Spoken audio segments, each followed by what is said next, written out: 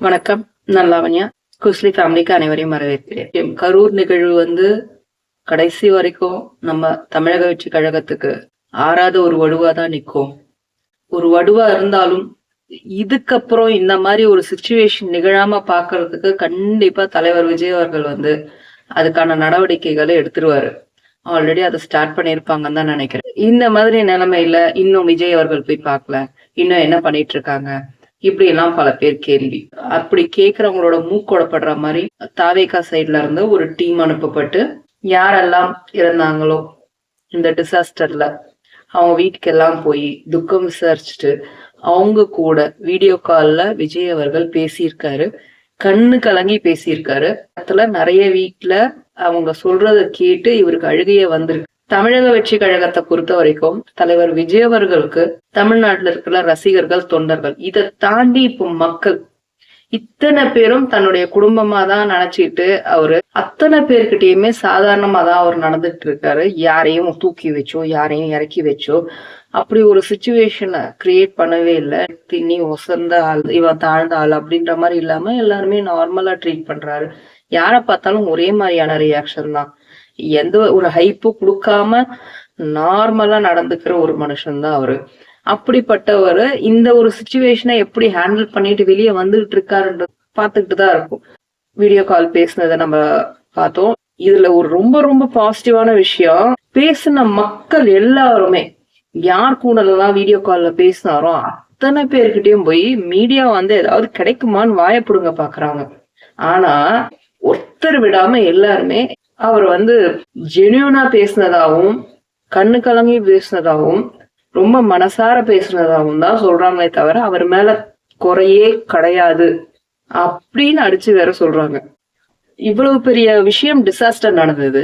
இப்ப நம்ம வீட்டுல ஒரு இந்த மாதிரி ஒரு விஷயம் நடக்குது அப்படின்னா நம்ம 16 நாள் துக்கம் அனுசரிப்போம், 16வது நாள் தான் அந்த காரியம் பண்ணுவோம். ஆனா தமிழ்நாடு அரசு தலைவர் விஜய் அவர்களை கார்னர் பண்றதுக்கே போய் போய் போய் நிக்கிறாங்களே தவிர நான் ஒரே ஒரு கேள்வி கேட்டுக்கிறேன்.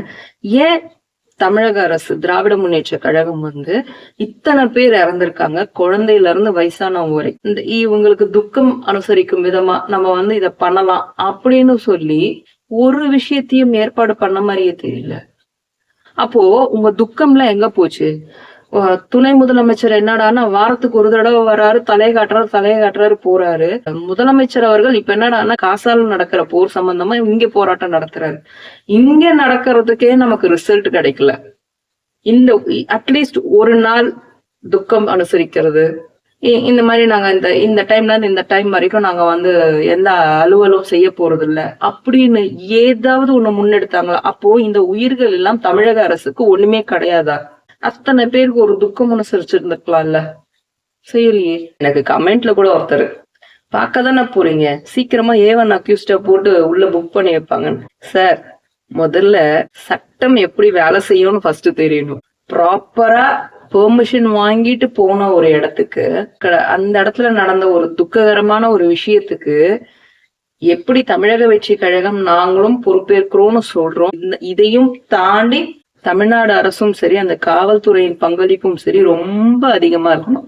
ஈச் அண்ட் எவ்ரி பர்சனையும் பாதுகாக்க வேண்டிய தமிழக அரசோட கடமை. ஆனா இது அப்படியே இப்படி தட்டி விட்டு காரணம் தமிழக வெற்றி கழகம் அப்படின்னு தள்ளும் போதுதான் கோபம் வருது. இதுல காமெடி என்னன்னா, இப்போ ஃபர்ஸ்ட் ஸ்டார்டிங் அந்த வேன் அந்த இடத்துக்கு டெஸ்டினேஷனுக்கு போய் ரீச் ஆகும் போது எம்டியா போய் ரீச் ஆகுது இல்லையா, டிரைவர் மட்டும் எடுத்துட்டு போயிருக்காங்க. அந்த டைம்ல நின்னு இந்த பூசணிக்காயெல்லாம் சுத்தி போட்டாங்க. அப்போ அதை பார்த்து நான் சிரிச்சுட்டு நான் சொன்னேன், முடிஞ்சா இந்த வேன் மேல கேஸ் போடுங்க பாப்போம். ஏன்னா தமிழக வெற்றி கழக தலைவர் அவர் மேல கேஸ் ஃபைட் பண்ணுவேன் அப்படின்லாம் சொல்லிட்டு இருக்கீங்க. இப்ப வேன் எம்டியா போகுது, இது பின்னாடி இத்தனை பேர் போறாங்க, அப்படின்னா வேன் மேல கேஸ் ஃபைல் பண்ணுவீங்களா? கடைசியில பார்த்தா ஹிட் அண்ட் ரன்னுட்டு வேன் மேலேயும் புக் பண்ணியாச்சு. அதாவது அந்த கேரவன் பிளஸ் டிரைவர். இத தமிழக வெற்றி கழகம் அவங்கள சேஃபா வெளியே எடுத்துட்டு வருவாங்கன்னு வச்சுக்கோங்க டிரைவரை. ஆனா இதுல காமெடி என்னன்னா, அந்த கேரவன் அழகா அந்த வேன் ப்ராப்பரா அந்த பஸ் ஸ்ட்ரெயிட்டா வருது. ஒருத்த தடுமாறி உள்ள விழுந்து வெளியே தடுமாறி வெளியே ஓடியாச்சு. அவரு வந்து கேஸ் ஃபைல் பண்ணவே இல்லையாமா. ஆனா வந்து இத ஒருத்தர் சொல்லி இது மேல கேஸ் ஃபைல் பண்ணி சீஸ் பண்ணும் அப்படின்னு சொல்றாங்க. சரி, அப்போ இப்போ திரும்ப ஐயா வந்து ரீசெண்டா ஒரு பைக் லைட்டா லைட்டா டச் பண்ணி, அதாவது சும்மா அப்படி அவங்க இடிக்கல இல்லைங்க, சும்மா அப்படிதான் டச் பண்ணாங்க. ஆனா வக்கீல் தான் வந்து சண்டை போட்டாருன்னு அவங்க சைட்ல சொல்றாங்க. பட் ஆக்சுவலி பாத்தீங்கன்னா ஸ்பீட் பிரேக்கர்ல ஏத்தி இறக்குறது அந்த டிரைவருக்கு தெரியலையா என்னன்னு தெரியல, இடிச்சிருக்காரு. இடிச்சிருக்காரு இந்த சென்ஸ், கார் லைட்டா மூவ் ஆனாலே பைக் நல்லா ஹாஷாவே படும். அப்போ வந்து அந்த லாயர் வந்து பைக்ல இருந்து இறங்கி யாருன்னு பார்க்கும்போது சரி உள்ள இவர் இருக்காரு அப்படின்னு சைலண்டா போலாம் பார்த்தா அதுக்குள்ள இருந்து ஆளுங்க வந்து அடிக்க ஆரம்பிச்சு அவரை ஒத்தன்னு உதச்சு அவரை வந்து ஒரு வழி ஆக்கிட்டாங்க. ஆனா கைய வச்சது உண்மைதானே, அவ்வளோ மீடியா வீடியோ எடுத்துக்கிட்டு இருக்கு, கையே வைக்கல. இவருதான் அடிக்க வந்தாராமா, இவங்க தடுக்க முற்பட்டாங்களாமா. என்னங்கய்யா உங்க நியாயம்?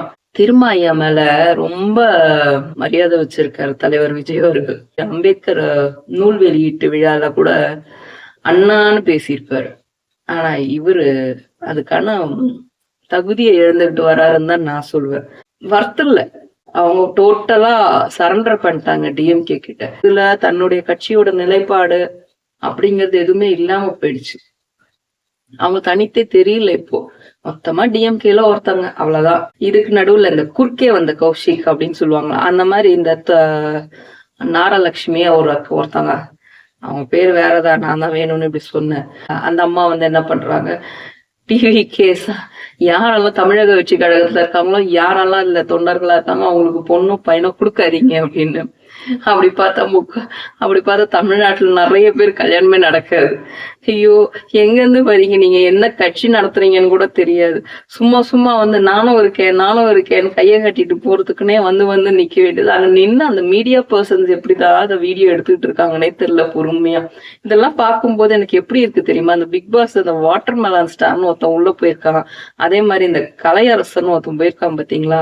இவங்க எல்லாம் அரசியல்ல இருந்தா எப்படி இருப்பாங்க, அப்படிதான் இருக்கு இப்ப இருக்கிற அரசியல். நான் சொன்னேன் இல்லையா இதுக்கு முன்னாடி, திருமா ஐயாவா இருந்தாலும் சரி, இந்த நாரலட்சுமியா இருந்தாலும் சரி, இவங்க எல்லாருமே இந்த கேரக்டர்ஸ் எல்லாரும் அங்க இருக்க வேண்டிய ஆளுங்க. இவங்களெல்லாம் தூக்கி பிக் பாஸ்ல போட்டிருக்கலாம், விஜய் டிவிக்கு நிறைய டிஆர்பியாவது ஏறும். அடுத்து இந்த சீமான் ஐயா, ஐயோ இவர் நினைச்சா கட்சி வேலை எல்லாம் விட்டுட்டு இவர் இந்த வேலைக்கு போயிடலாம் போல இருக்கு. ரிவ்யூவர் ஜாப் எல்லாம் ஆரம்பிச்சிட்டாருங்க, அது சூப்பரா பண்றாரு. கேட்டா என்ன தெரியுமா, முட்டு கொடுத்துட்டு வருவாங்க அந்த அவங்க கட்சியில இருந்து. இது வந்து அந்த அந்த இட்லி கடைக்கு, இந்த இட்லி கடை வந்து கிட்டத்தட்ட இந்த நேட்டிவ் சம்பந்தப்பட்டதா இருக்குதுன்றதாலதான் இவர் ரிவ்யூ கொடுத்தாரு, அதுக்கேத்த மாதிரி பேசினாருன்னு. அப்ப மதராசிக்கு ஏன் கொடுத்தாரு? சோ அவர் படங்கள் எல்லாம் போய் பாக்குறாரு வராரு. நம்ம தமிழக வெற்றி கழகத்தை வந்து இவங்க எல்லாம் துக்கமாவே இல்லை, இவங்க வந்து குஷி படம் பார்க்க போறாங்க, விஜய் அவர்கள் துக்கமா இல்ல, அவர் பேச்சுல துக்கம் தெரியல, இப்படி எல்லாம் பேசின ஒரே வாரத்துல இவரு எப்படி இட்லி கடை படம் போய் பார்த்தாரு, இவருக்கு துக்கம் இல்லையா? அப்போ சும்மா வாயளவுலதான் பேச்சா? கேட்டா என்ன தெரியுமா சொல்றாங்க, குஷி படம் வந்து அந்த வேற கதை, இட்லி கடை வந்து இந்த நேட்டிவ் சம்பந்தப்பட்ட கதை. சரி வருவோம் இந்த விஷயத்துக்கே வரும். இவரை பொறுத்த வரைக்கும் இவர் சொல்றது எல்லாத்துக்குமே ஒரு பாயிண்ட் வச்சுட்டு இருப்பாரு. ஆனா படங்கள்ல நடிக்கிறவங்க கூத்தாடிங்க நடிக்க வர்றவங்களாதான் இருக்கணும். அவங்களுக்கு நாடால இது கொடுக்க கூடாது. ஆனா நம்ம போய் படம் பார்க்கலாம், எல்லாம் செய்யலாம். என்ன லாஜிக் இது? உனக்கு படம் பிடிக்கலையா, படம் போய் பார்க்காத. கூத்தாடிங்க நாடால கூடாதா? அப்ப கூத்தாடிங்கன்னு தூரமா இரு. ஏன் கூத்தாடிங்களை போய் நீ பாக்குற? தனுஷ்க்கு வாழ்த்துக்கள் சொல்றாரு, ப்ரொடியூசருக்கு வாழ்த்துக்கள் சொல்றாரு. அந்த ப்ரொடியூசர்ல ஒரு ப்ரொடியூசர் தானே இந்த ரெய்டு விஷயத்துல அப்ஸ்கான் ஆயிருந்தவரு. அவர் பேச்சு எடுக்கவே இல்லை பாருங்க. மதராசிக்கு இவர் ரிவ்யூ பண்ணதும் சரி, இட்லி கடைக்கு இவர் ரிவ்யூ பண்ணதும் சரி, எனக்கு மதராசி பண்ணும்போது சிவகார்த்திகேயன் ஃபேன்ஸ் எல்லாம் இவருக்கு எனக்கு ஓட்டு போடுங்களேன், சிவகார்த்திகேயன் ஃபேன்ஸ் ப்ளீஸ் அப்படின்ற மாதிரி இருக்கு. இட்லி கடைக்கு ரிவ்யூ பண்ணும்போது Dhanush fans please vote for me அப்படின்ற மாதிரி இருக்கு. இந்த மாதிரி தனித்தனியா போய் ஓட்டு கேட்கிறாரு இவரு. ஆனா இவர் வந்து ஏன் இந்த திருவண்ணாமலையில இப்ப சமீபத்துல ஒரு பெண் பிள்ளைய 2 போலீஸ்காரங்க தூக்கிட்டு போய் பாலியல் ரீதியா துன்புறுத்தி இருக்காங்க, இந்த நியூஸ பத்தி ஏன் அவர் பேசல? தமிழக அரசுக்கு பங்கம் விளைவிக்கிற மாதிரியான விஷயங்களை பேச மாட்டீங்க, ஆனா தமிழக அரசுக்கு யாரெல்லாம் எதிரா இருக்காங்களோ அவங்களதான் டார்கெட் பண்ணி பேசுவீங்க. இன்னொன்னு, இந்த தமிழிசை அம்மா, காளியம்மா, அப்புறம் வந்து கௌதமி, இவங்க எல்லாம் வந்து அந்த ஒரு ஃபங்க்ஷன், காலேஜ் ஃபங்க்ஷன் நினைக்கிறேன், அந்த இடத்துல பார்ட்டிசிபேட் பண்ணிருக்காங்க. ஒருத்தவங்கள கூப்பிட்டு மேடையில உட்கார வச்சு போட்டோஸ் காட்டி பேசுறாங்க. காளியம்மா காட்டும்போது சீமான் ஐயாவை பேசுறியம்மா, அதுக்கு சில பேர் கதறாங்க. அடுத்தது தமிழிசை அம்மா வந்து உட்கார்ந்தாங்க. அண்ணாமலை அவர்கள் போது, அதுக்கப்புறம் வந்து உதயநிதி அவங்க பெட் டாகோட விளையாடுறது போட்டிருக்காங்க. அதுக்கெல்லாம் எக்ஸ்பிளேஷன் கொடுத்துட்டு வரும்போது விஜய் இது காட்டினதுமே ஒரே சத்தம், அரங்கமே அதிருது, கத்துறாங்க, கை தட்டுறாங்க, கூச்சல் போடுறாங்க. அந்த ஸ்டேஜ்ல பாத்தீங்கன்னா அந்த ஒரு அக்கா இங்க இருந்து போனாங்க பாத்தீங்களா, புஷ்ணவின்னு ஒருத்தங்க, அவங்க அம்மா உட்காந்துக்கிறாங்க, இப்படி உட்காந்துட்டு இருக்கிறாங்க, ஒண்ணுமே தெரியாத மாதிரி. எனக்கு ஒரே சிரிப்பு. எங்க போய் இதுக்கு மூஞ்ச வச்சுக்க முடியும்? ஒன்னும் பண்ண முடியாது. அங்க ஏன் தான் இவங்கள கூப்பிட்டானு எனக்கு தெரியல. சரி, கூப்பிட்டு உட்கார வச்சிருக்காங்க. அவ்வளவு பேர் ஆர்ப்பாட்டம் பண்ணும்போது அவங்க 2 பேருக்கு முகமே இல்லைங்க. இவங்க எக்ஸ்பிளனேஷன் கொடுக்குறாங்க தமிழிசை அம்மா.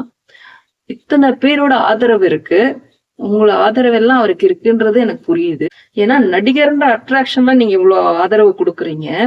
இதே மாதிரி ஆதரவை எங்களுக்கும் கொஞ்சம் கொடுத்தீங்கன்னா நாங்க இதுக்கு முன்னாடில இருந்தே அரசியல் காலத்துல அவங்க சொல்றது அவங்களுடைய ஒரு சின்ன பொறாமைன்னு சொல்லலாம், கோபம் வந்து சிரிச்சுக்கிட்டே சொல்றாங்கன்னு சொல்லலாம். அதை எப்படி வெளிப்படுத்துறாங்க அப்படின்னா, எங்களுக்கு வந்து இந்த மாதிரி சப்போர்ட்டை எங்களுக்கும் கொடுங்க. ஏன்னா இவருக்கு முன்னாடில இருந்தே நாங்க அரசியல்ல இருக்கோம். ஆனா அவங்க என்ன சொல்ல வராங்கன்னு புரியுது இல்ல. எங்களை முதல்ல மதிங்க, அப்புறமா அடுத்தவங்கள மதிங்கன்ற மாதிரி அவங்க சொல்றாங்க. சரி, ஒரு ஃபேஸ் வேல்யூன்னு ஒண்ணு இருக்கு. அந்த ஃபேஸ் வேல்யூ எல்லாருக்கும் கிடைக்காது. நான் தப்பா சொல்லலை யாரையுமே. விஜய் அவர்களுக்கான ஃபேஸ் வேல்யூ அவர் நடிச்சதால கிடைச்சதுதான் இல்லைன்னு சொல்ல. ஆனா வெறும் நடிச்சதால மட்டும் கிடைக்கல. அதையும் தாண்டி அவர் செய்யற விஷயங்கள், அவர் நடந்துக்கிற விஷயங்கள், அவர் பேசுற பேச்சு, இது எல்லாமே இந்த சின்ன சின்ன மைன்யூட்டான அதாவது ஒரு அசைவு, ஒருத்தரோட அசைவை வச்சு ஒருத்தரை வந்து ஓரளவுக்கு கணிக்க முடியும் சொல்லுவாங்க. இதெல்லாம் தான் இப்ப இருக்கிற மக்கள் விஜய் அவர்கள் பின்னாடி போறதுக்கு காரணம். இத வந்து எப்போ புரிஞ்சுக்க போறாங்கன்னு எனக்கு தெரியல. சோ வீறு கொண்டு எழுந்து நடக்க ஆரம்பிச்சிருக்கு திருப்பி தமிழக வெற்றி கழகம். நிறைய விஷயங்கள் இன்னும் நிறைய பார்ப்போம். நன்றி, வணக்கம்.